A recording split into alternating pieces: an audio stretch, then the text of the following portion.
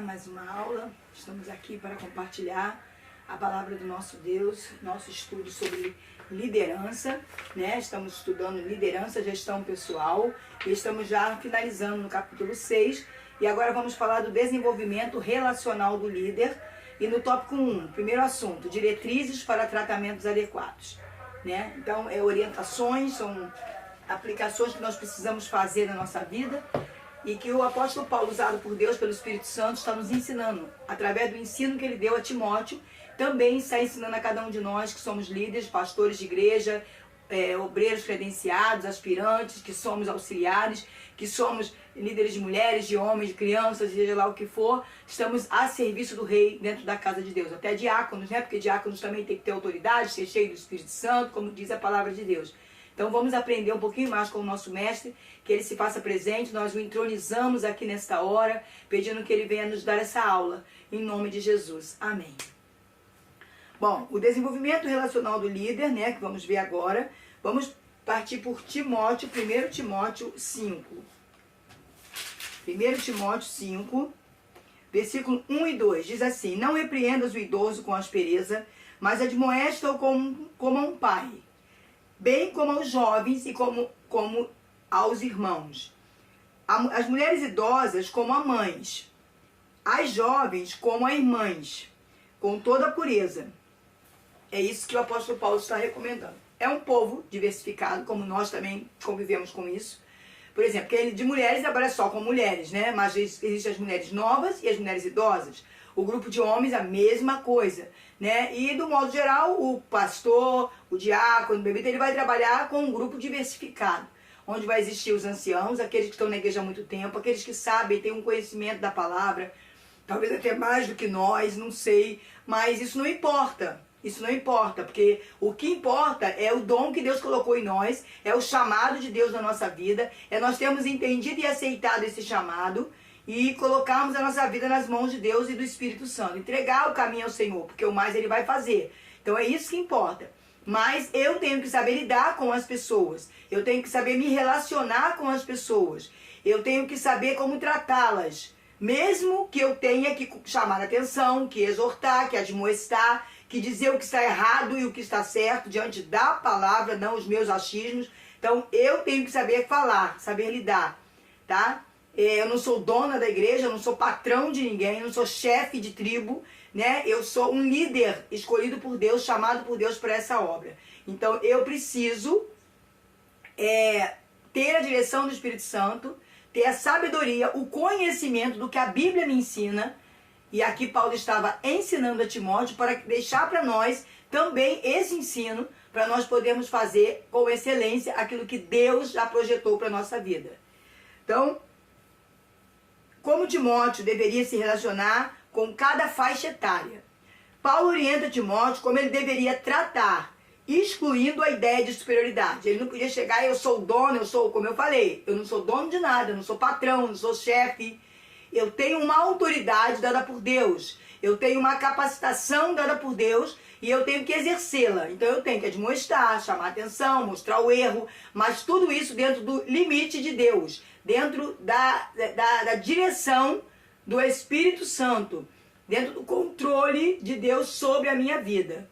Não posso passar a achar que eu sou e eu querer fazer graça com as pessoas, principalmente com os anciãos, com pessoas que sabem um pouco mais do que eu. Se não sabem a palavra, sabem a vivência, a vida, a experiência de vida, que é importante. Então é importante que nós tenhamos uma coisa essencial: Jesus reinando em nós. E Jesus é o quê? Além de tudo que ele é a sabedoria. Ele nos concede todo discernimento, todo o conhecimento que precisamos, forma de agir, tudo é Ele quem nos dá. Ele é a sabedoria. Provérbios 8 mostra isso com clareza. Jesus é a sabedoria. E Ele tem que estar reinando sobre nós, sobre a nossa mente, sobre o nosso caráter. Porque o nosso caráter não está totalmente pronto. Ele veio de uma forma até muito distorcida, que a gente tem muitas distorções no nosso caráter, mas o Senhor está forjando um novo caráter. Nós não somos mais filhos de Adão biologicamente somente. Nós somos agora filhos de Deus, fomos enxertados, fomos adotados e que estamos vivendo sendo novas criaturas, com um caráter sendo forjado. Então ele ainda não está pronto, tá? Já foi falado sobre Timóteo ser um exemplo. Paulo já colocou isso para Timóteo antes, coloca de novo. Tem que ser um exemplo, não adianta ele só dar ordem, falar o que acha que está certo e que não está certo, mesmo que ele esteja dentro da palavra. Ele precisa se esforçar para viver a palavra. A gente vive muito assim, extremos, equilíbrios. Por exemplo, quem está assistindo, quem é o discípulo, ele não tem que ficar ali julgando se o cara está vivendo ou não. Se ele está vendo que o líder está ensinando, mas não está vivendo, ele precisa orar por esse líder. Se Deus o usar, ele fala. Se não, ele cala a boca e ora. Somente ora. Esse é o ensinamento da palavra. Mas a pessoa que é líder, que está, por exemplo, nessa sala de aula, assistir essa aula, porque é um líder e deseja ser um líder, e tem o chamado de um líder, e entendeu e recebeu esse chamado de um líder, ele tem, tá? Que ser um exemplo, buscar ser um exemplo, lutar contra a sua própria carne. Como Paulo sempre disse, esmurrar a sua própria carne para vir a ser um líder. Paulo destaca que seu relacionamento deve ser familiar. Eu tenho que olhar para todos como se fosse a minha própria família. É claro que muita gente trata a família pior do que trata os de fora. Mas nós estamos vendo no sentido certo da coisa, que eu tenho que tratar a minha família com amor. Eu tenho que respeitar meu pai e minha mãe. Eu tenho que respeitar cuidar dos meus irmãos. Sejam eles mais velhos ou mais novos, eu tenho que estar ali com aquele cuidado, com aquele amor, ajudando, querendo o melhor para eles. Quando eu me refiro a irmãos, a irmãs, se eu sou um homem e me refiro a irmãs, se eu sou uma mulher e me refiro a irmãos, eu tenho que ter pureza. Eu não posso misturar, né, sexologia e outras coisas, sensualidade e outras coisas no meu relacionamento, porque são irmãos. Então, o que Paulo foca aqui é que Timóteo olhe para as pessoas como fossem membros da sua família. Quando não vemos a igreja como uma família, tem alguma coisa errada, não está correto, porque Deus quer que a gente olhe como família. Deus olha a igreja, olha a noiva como uma família. A noiva é uma filha que ele trouxe para o seu filho. Então ele cuida de nós como se fosse uma família. Deus Pai, Deus Filho, nosso noivo, nosso amado, que nos ama, né? Que dividiu conosco a herança que era só dele. E o Espírito Santo, que é como uma mãe cuidando da gente. O tempo inteiro, consolando, amando, repreendendo. É uma mãe que nos ensina a palavra, porque ela que dá, é o Espírito Santo que dá luz à palavra dentro de nós, para que ela seja revelada. Então, eles são uma família. Deus Pai, Deus Filho e Deus Espírito Santo são família. E eles trabalham na terra conosco como família. E Ele quer que a gente tenha esse mesmo sentimento em relação às pessoas que Ele coloca no nosso caminho. Bom, vamos ver Jesus falando aí. Mateus 12.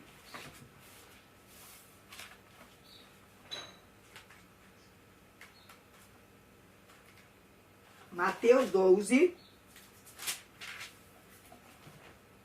49 ao 50.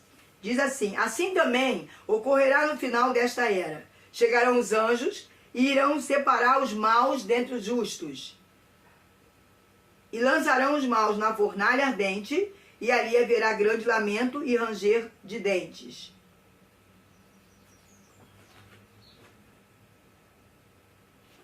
Peraí, desculpa que eu li o 13. É o 12, né? 12, 49... Desculpa, gente, eu li o 12. Vamos lá, o 13. Vamos lá, o 12. Apaga, deleta e vamos lá. E estendendo a mão na direção dos discípulos, afirmou: eis a minha mãe e meus irmãos, pois todo aquele que faz a vontade do meu Pai, que está nos céus, este é meu irmão, minha irmã e minha mãe. Então é assim que Jesus vê. É assim que o reino de Deus funciona, trabalha. Deus está se revelando para nós nesse dia. E dizendo para nós, é assim que eu trabalho. São meus irmãos, é minha família.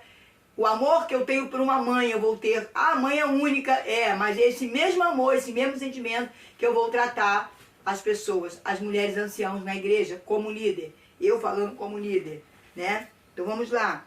Paulo apresenta as categorias de pessoas: anciãos, senhoras, rapazes e moças. Cada um deve ser tratado devidamente e de acordo com a sua faixa etária. Também tem as viúvas e os líderes. E por último, os líderes. Então vamos ver como tratar cada uma dessas pessoas segundo a luz da palavra, o que o Espírito de Deus nos ensina. Tratar cada categoria com amor e sem segundas intenções. Com amor e sem segundas intenções. Vamos continuar. Nas primeiras categorias nós vemos cada ancião como se fosse seu próprio pai. Como é que você trata o seu pai? É claro, como eu já disse, tem as exceções, mas em regra geral, nós devemos honrar o pai, nós devemos tratá-lo bem. Quando ele chega a uma certa idade, eu tenho que cuidar dele com amor, sem interesse, sem buscar interesse, já porque ele vai deixar herança para mim ou não, não importa. Seja meu pai uma pessoa viva corretamente na sociedade ou viva à margem da sociedade, não importa, eu tenho que honrá-lo e cuidar dele. Tenho que tratar desse pai, certo? Se eu não puder pegar ele, fazer nada por ele, botar na minha casa, porque ele não quer mudar o ritmo de vida dele, eu preciso pelo menos estar em oração por ele. Estar ajudando ele materialmente com algumas coisas.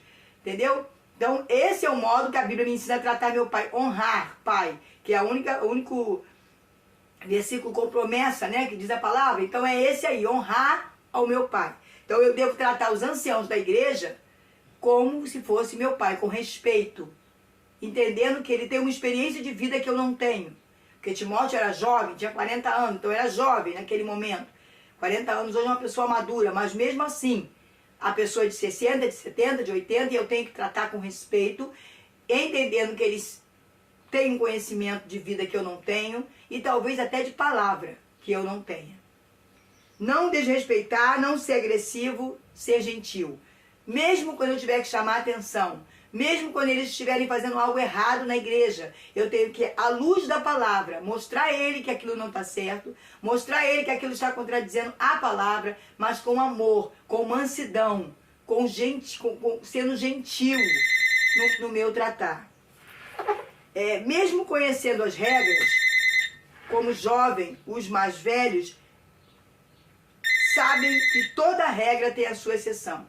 Então, os mais velhos sabem, entendem bem isso, de exceções, certo? E quando se fala de exceção, ele fala de...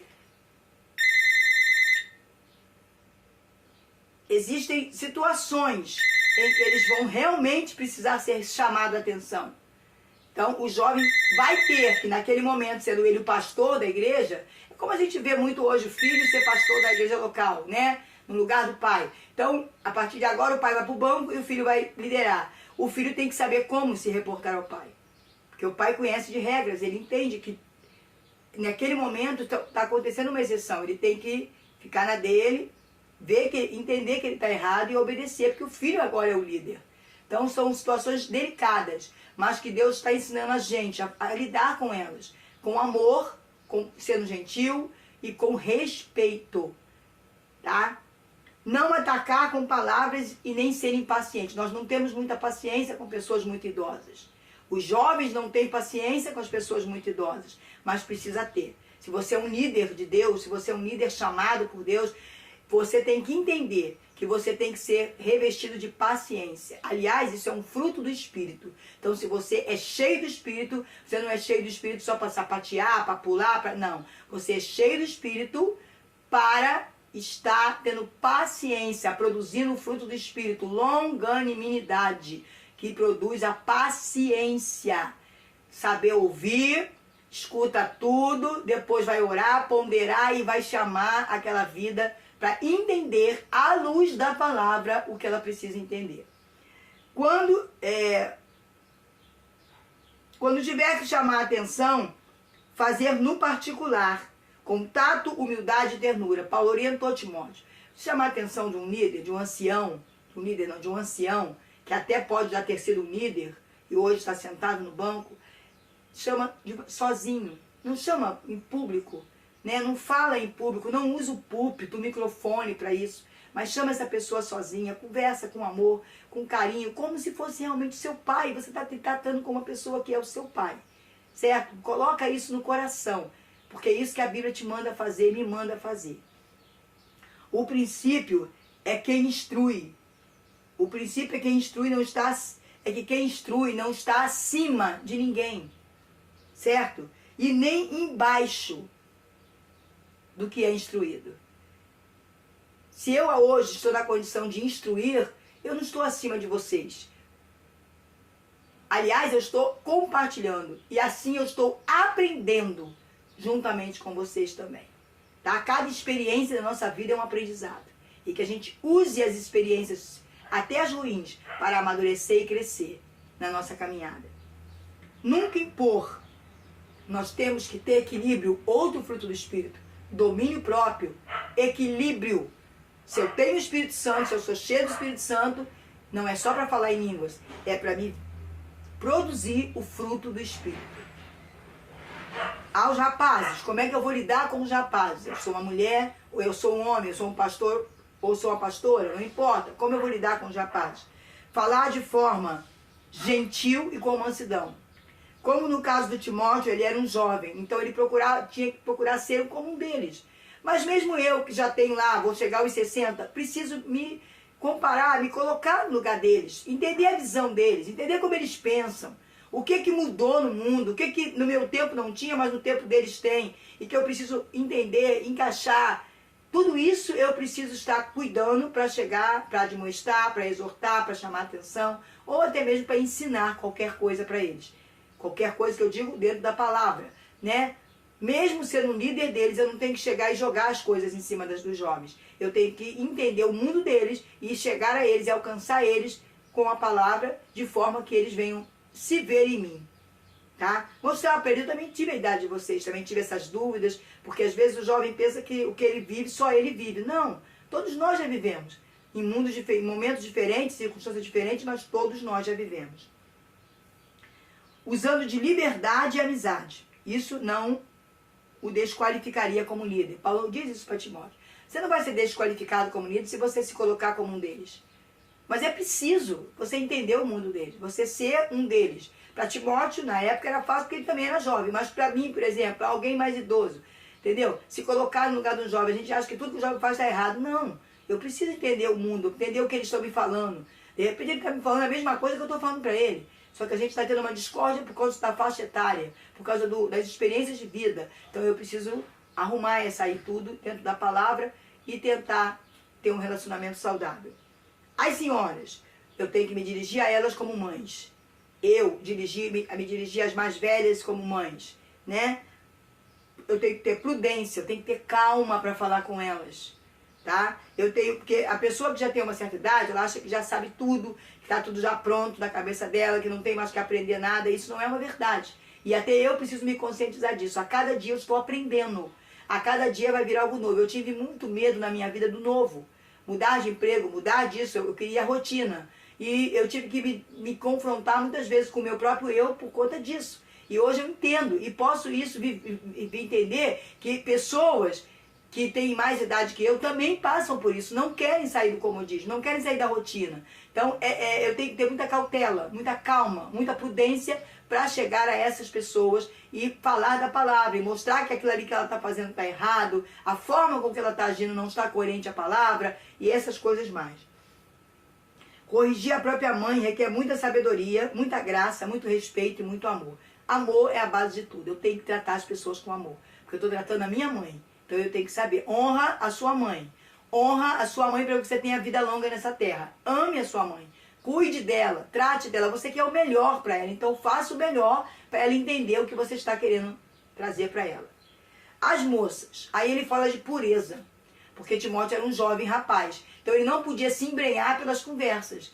Quantas moças iam chegar para ele a contar situações pessoais, situações de relacionamentos com outros rapazes, e isso podia causar nele um sentimento de pena. Ai, coitadinha, eu vou cuidar dela. Mas aí já entraria a sensualidade, a sexualidade, e ele tem que ter todo o cuidado com isso. Eu tenho que estar muito fortalecido no Senhor, o jovem tem que estar muito, assim como eu, mulher, tem que estar muito fortalecida no Senhor quando eu for lidar com um homem. O homem vem falar comigo sobre o casamento, sobre a esposa, sobre sexo. E aí eu tenho que ouvir aquilo tudo com imparcialidade, passar tudo para Jesus e receber dele as orientações para falar naquele momento. Não tem o meu achismo, não tem nada. Se Deus mandar dar um testemunho da minha vida, eu dou. Se não mandar, eu fico quieta, eu vou falar da palavra. Por quê? Porque a gente pode muito bem se embrenhar e se envolver. E ele coloca isso com as moças, porque Timóteo era um rapaz, um jovem, então ele podia olhar uma moça, até se interessar por ela, mas ela ser casada, e aí ela está passando uma crise no casamento, e aí ele entra para ajudar, e daqui a pouco ele é o amante, daqui a pouco o pastor está destruindo a igreja dos outros, da igreja, a vida dos outros, em vez de edificar, tá entendendo? Tudo isso é muito sério, e Paulo coloca para Timóteo, o Espírito de Deus coloca para nós hoje, é muito sério, eu tenho que saber me relacionar com a igreja que Deus colocou nas minhas mãos, seja eu pastor titular ou qualquer outro cargo que eu exerça. Não importa o cargo aqui, importa o meu relacionamento com as pessoas. Então tem que haver pureza nesse relacionamento com as moças. Eu tenho que tratar elas como se fossem minhas irmãs. Eu ia para a cama com a minha irmã, embora a lei, o mundo está aí caminhando para isso, mas na verdade, biblicamente, nós sabemos que isso não é certo. Nós vimos um caso de estupro que houve com o filho de Davi, né, com a Tamar, com a filha de Davi. Então, eu tenho que entender, é Tamar o nome? Eu nem sei se o nome dela é Tamar certo, mas eu acredito que sim. Mas não importa o nome dela, importa que é a filha de Davi e o filho mais velho, que era filho somente de pai, por parte de pai, mas mesmo assim estava errado. Tratar a irmã com as pessoas como se fossem nossas irmãs é tratar com pureza. E essa questão de sexo e de sensualidade, eu agora tenho que tomar cuidado até em relação ao mesmo sexo. Porque o que o diabo está fazendo é uma ruaça. Aquilo que aconteceu lá atrás, que levou Deus a destruir o mundo com a água, como no tempo de Noé, né, nós estamos vivendo as mesmas situações ou até piores. Né, porque desde lá do começo, essa situação de sensualidade com o mesmo sexo já está acontecendo. O homem, né, tendo costumes errados, a Bíblia fala sobre isso, as mulheres tendo costumes errados, né, dizer que isso é uma doença, não, dizer que isso aí é uma malignidade, que está no caráter, entranhou no caráter humano e que o diabo está alimentando e que as pessoas estão permitindo. Se eu quiser me ser liberta disso, eu tenho que procurar Jesus, porque é o único que pode me libertar dessas coisas. Mas a verdade é, nós amamos essas pessoas. Mesmo as pessoas que tenham esse problema, essa situação, que vivem isso, que pode não ser um problema para ela, mas vivem essa situação, eu amo. Eu tenho que amar e cuidar e trazê-la para o meu meio, para ela aprender a palavra de Deus. Mas a atitude dela, o pecado dela, o que ela faz, não é certo. Assim como não é certo roubar, não é certo mentir, não é certo enganar, se é 7-1, nada disso, não pagar meus impostos, tudo isso é errado. Diante da palavra, diante da lei, que já foi cumprida pelo nosso Senhor Jesus Cristo, mas eu estou debaixo da graça dele, então eu tenho que fazer o que ele faria, certo? Então, ele tem esse cuidado, ele diz aqui, teria que tratar as falhas de caráter de jovens solteiras, é o que eu estou falando. Pessoas que não estão bem no seu relacionamento, aí procurava Timóteo para um conselho, uma coisa, daqui a pouco estava se envolvendo.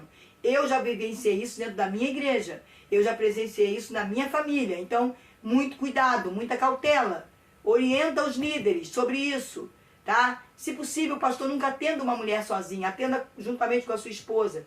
Se no meu caso eu sou pastor e meu marido não é da igreja, se eu vou atender um homem, que eu atenda com um irmão ou com uma irmã da igreja, né? Fazer isso com pureza, sem nenhum sinal de indecência, pois nem ele, nem ninguém tem imunidade contra as tentações, certo? Ninguém tem essa questão da imunidade, deve ser um instantinho só.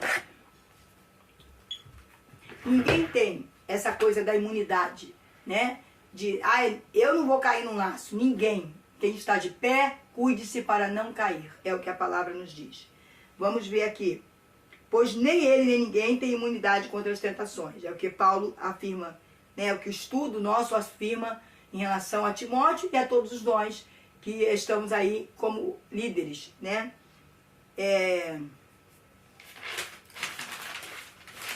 Por isso, o melhor é tratar como membros de nossa família. Então, tanto homens, tanto anciãos, quanto mulheres idosas, como rapazes, como moças, o pastor, a pastora, o líder, ele precisa tratar as pessoas como se fosse da sua família. Porque aí ele vai ter amor suficiente, vai ter respeito, né? E se eu não consigo tratar minha família dessa maneira, então eu primeiro preciso ser tratada, né? Porque é o que a Bíblia me ensina. Agora vai entrar outros grupos. Viúvas, ajudar financeiramente. Não existia previdência social. A revista está dizendo assim, existia previdência social. Deve ter sido um erro de digitação. Naquele momento não existia previdência social. Então, o papel de ajudar a viúva era do governo. Era da igreja. Não era do governo como é nos dias de hoje. Então, a igreja tinha que ter a consciência, o líder, o pastor e toda a igreja, de que tinha que ajudar aquela pessoa. Mas isso também vem até nós hoje. Aqui hoje a maioria das viúvas tem pensão. Mas se não tiver, a igreja precisa abraçar. A igreja precisa ajudar. Eu sei que nós estamos vivendo tempos difíceis. Está difícil até para pagar as contas, aluguel, luz, água. Mas vamos orar. Vamos pedir a Deus uma direção, um caminho para ajudar essas pessoas, mesmo que seja com cesta básica, com alguma coisa que a gente possa chegar e abençoá-la, né? Bom, agora, o que Timóteo tinha que saber e o que nós temos que saber, quem realmente precisa. Nem naquele tempo era para ajudar todas as viúvas. Era para ajudar as viúvas que eram sozinhas, que não tinham recursos nenhum. Aí a igreja se levantava para cuidar desta viúva. Aquelas viúvas que tinham filhos, que tinham noras, genros, que tinham familiares que podiam cuidar dela, os familiares cuidariam dela, né? Nós vemos no caso de Ruth e Noemi era uma viúva, mas Noemi tinha parentes próximos para cuidar dela. Então ela não precisava que a igreja, se ela tivesse a igreja naquele momento ali, se levantasse para cuidar dela, entendeu? Porque ela tinha ali. E logo depois Deus concluiu o seu plano, Boaz casa com Ruth, e o que faz? Noemi vai junto, né? Ela recebe o cuidado na sua velhice, através da família que Deus lhe concedeu, entendeu? Então, é preciso essa noção. Eu não tenho que sair ajudando todo mundo e fazendo tudo para todo mundo, porque nós vivemos de extremos. Ou eu não faço nada, ou eu largo as pessoas de mão na igreja e cuido só de outras coisas, ou eu cuido demais, quero dar tudo para todo mundo, né? Então nós temos que ter esse equilíbrio. Eu tenho que saber quem eu estou ajudando, mesmo nos dias de hoje. Tem pensão? Amém. Mas passou um momento difícil, precisa de uma cesta básica, vamos ajudar. Mas se tem alguém que não tem pensão, não tem condições, não tem marido, não tem filhos, não tem ninguém, a igreja tem que abraçar. É um papel nosso, como servos de Cristo. Porque Cristo faria isso, então nós também temos que fazer. Tá? Então não deixe de ser, não se engane. Você não pode ter uma mesa farta, você que é um pastor que vive, inclusive, igreja, uma mesa farta, tem carro do ano, seus filhos estão na melhor faculdade, tudo com o seu salário, e uma viúva na sua igreja que não tem família, não tem recurso, não tem nada, está morando embaixo da ponte, ou tem uma casinha, mas não tem nada dentro dela.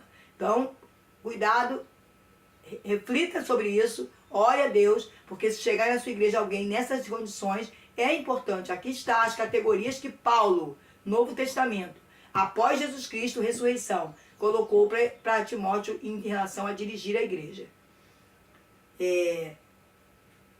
O versículo 8 fala sobre isso, né? Que tinha que haver um cadastramento, uma revista da igreja, né? Para saber qual a viúva que precisava realmente ser ajudada pela igreja. A igreja foi instruída a se responsabilizar. No versículo 9 e 10, Paulo diz para Timóteo passar uma lista de exigências para que a viúva fosse registrada para receber ajuda. Então, é necessário um questionamento, sentar com a viúva, delegue irmãos, né, que façam esse trabalho, de diácono, de ajudar, de perguntar como é a vida, o que está passando. E ali é com as viúvas você saber como tratar com cada uma delas. Primeiro, havia umas exigências também. A viúva tinha que ter mais de 60 anos, porque se ela fosse mais nova, ela podia trabalhar ou casar de novo. Naquela época era casar de novo a solução. Hoje, ela pode trabalhar, né? Ela deveria ter sido mulher de um só marido. Tinha isso também.